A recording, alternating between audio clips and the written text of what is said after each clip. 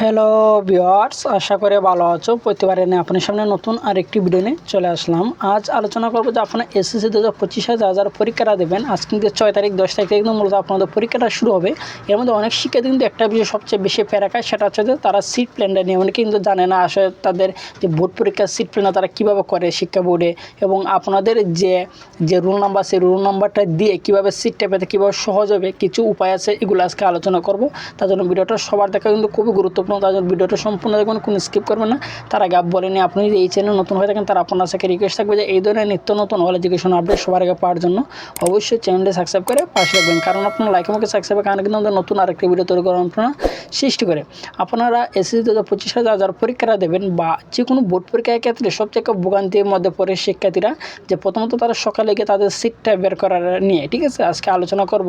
যে অনেকেই কিন্তু জানে না শিক্ষা বোর্ড থেকে কীভাবে যে তাদের সিট প্ল্যানটা করে, অনেক শিক্ষা কিন্তু তারা জানে না। আমি আপনাকে ইমেজের মধ্যে দেখিয়ে দিই। এখানে দেখতে পাচ্ছেন কিন্তু একটা ইমেজ, ইমেজের মধ্যে কিন্তু দুইটা ড্রেসে কিন্তু শিক্ষার্থী আছে, ঠিক আছে। এভাবে কিন্তু আপনাদের সেমভাবে কিন্তু আপনাদের ক্ষেত্রে কিন্তু এইভাবে বসানো হবে, অর্থাৎ আড়াআড়িভাবে কিন্তু বসানো হবে। অর্থাৎ আপনাদের যে আপনি দ্বারা কিন্তু অন্য একটা স্কুল ছাত্র কিন্তু থাকবে, তারই আড়াআড়ি করে কিন্তু আপনি যে স্কুলে পড়েন সেই স্কুলে আপনার অ্যাডমিট কার্ডের পেছনে যে রোল নাম্বারটা সে কিন্তু আপনার পেছনে বসবে, ঠিক আছে। ছেলে মেয়ে উভয় ক্ষেত্রে কিন্তু সেমভাবে কিন্তু সিটটা কিন্তু পালানো হয়। শিক্ষা বোর্ড কিন্তু সবসময় কিন্তু এভাবে কিন্তু সিটটা পালায়, ঠিক আছে। আশা করি বুঝতে পারছেন যে আপনাদের সিটটা কিন্তু এভাবে কিন্তু পড়বে। এখন আপনার অ্যাডমিট কার্ড আগে যে রুল আছে সে কিন্তু আপনার সামনে পড়বে, আপনার অ্যাডমিট কার্ডের পেছনে যে রুলটা আছে সে কিন্তু আপনার পেছনে বসবে। এভাবে কিন্তু প্রত্যেক বছর শিক্ষা বোর্ড থেকে কিন্তু প্রত্যেকটা বোর্ড পরীক্ষায় কিন্তু তারা সিট প্ল্যানটা কিন্তু এভাবে করে, ঠিক আছে। তারপর বলবো যে আপনাদের যে রুল নাম্বারটা আছে এই রুল নাম্বার অনুসারে আপনি কীভাবে বুঝতে পারেন যে আপনি কোন রুমে পড়ছেন। কারণ একটা পরীক্ষার কেন্দ্র যখন পরীক্ষার কেন্দ্র কিন্তু অনেক বড় হয়, ঠিক আছে। কারণ একটা পরীক্ষা কেন্দ্র মধ্যে কিন্তু প্রায় 3, 4টা এবং 5টা 6, 7টা কিন্তু থাকে। যদি ছোটো স্কুল হয় বা বড় স্কুল হয় কিন্তু মিনিমাম 4 থেকে 5টা স্কুল ছাত্র কিন্তু থাকে, তখন কিন্তু তারা পরীক্ষার সিটটা বার করতে কিন্তু অনেক কষ্ট জিগায়, ঠিক আছে। যে অনেক মনে করেন আপনি যে পরীক্ষা কেন্দ্রটা পড়ছে, আপনি যে স্কুলে আপনার পরীক্ষা কেন্দ্র পড়ুক না কেন, প্রত্যেকটা স্কুলে কিন্তু তারা স্কুলে কিন্তু একটা ওয়েবসাইট আছে, এবং এই স্কুল ভিত্তিক কিন্তু তাদের কিছু গ্রুপ আছে, ফেসবুক গ্রুপ আছে কিন্তু, ঠিক আছে। সেই ফেসবুক গ্রুপে যদি আপনি জয়েন হয়ে যান, মানে মনে করেন আপনি এক্সাম্পল হিসেবে আমি যে উদাহরণ বলি, মনে করেন আপনি যেমন ঢাকা স্কুল আছে সেই স্কুলের আপনার পরীক্ষা কেন্দ্রটা পড়ছে, ঠিক আছে।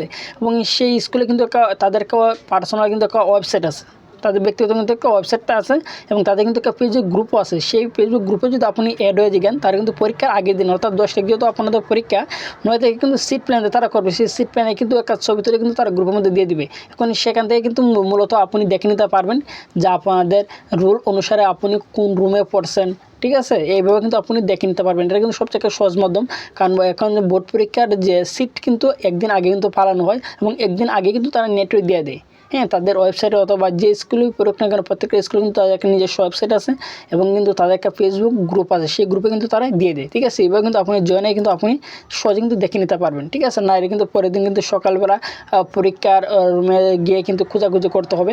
আর এবার এইচএসসি 2025 যা পরীক্ষাটা দেবেন সবার জন্য একটা গুরুত্বপূর্ণ নিউজ যেটা হচ্ছে, আপনারা কিন্তু আধা ঘন্টা আগে কিন্তু পরীক্ষার রুমে কিন্তু আপনারা যেতে হবে, ঠিক আছে। যদি এবার কিন্তু মনে করেন কোনো কারণ যদি আধা ঘন্টার সময় লেট হয় পরীক্ষার রুমে যেতে, তাহলে কিন্তু আপনাদের অনেক ভোগান্তি পড়তে হবে। তারা কিন্তু শিক্ষা বোর্ড থেকে সর্বশেষ যে আপডেটটা দিয়েছে সে আপডেট কিন্তু তারা এখানে উল্লেখ করে দিয়ে দিয়েছে, ঠিক আছে। যদি আপনাদের কোনো লেট হয় পরীক্ষা রুমে যেতে, তাহলে কিন্তু আপনাকে অনেক ভোগান্তি পোহাতে হবে, ঠিক আছে। আশা করি বুঝতে পারছেন। তার জন্য তারপর যদি অবশ্যই থাকেন অবশ্যই কমেন্ট করে জানাবেন। আর যদি ভিডিওটি ভালো লাগে থাকে অবশ্যই লাইক দেবেন। আর আপনি যদি এই চ্যানেল নতুন হয়ে থাকেন তার আপনার সাথে রিকোয়েস্ট থাকবে যে এই ধরনের নিত্য নতুন অল এডুকেশন আপডেট সবার আগে পাওয়ার জন্য অবশ্যই চ্যানেলটি সাবস্ক্রাইব করে পাশে থাকবেন। ধন্যবাদ, দেখা হবে অন্য কোনো ভিডিওতে।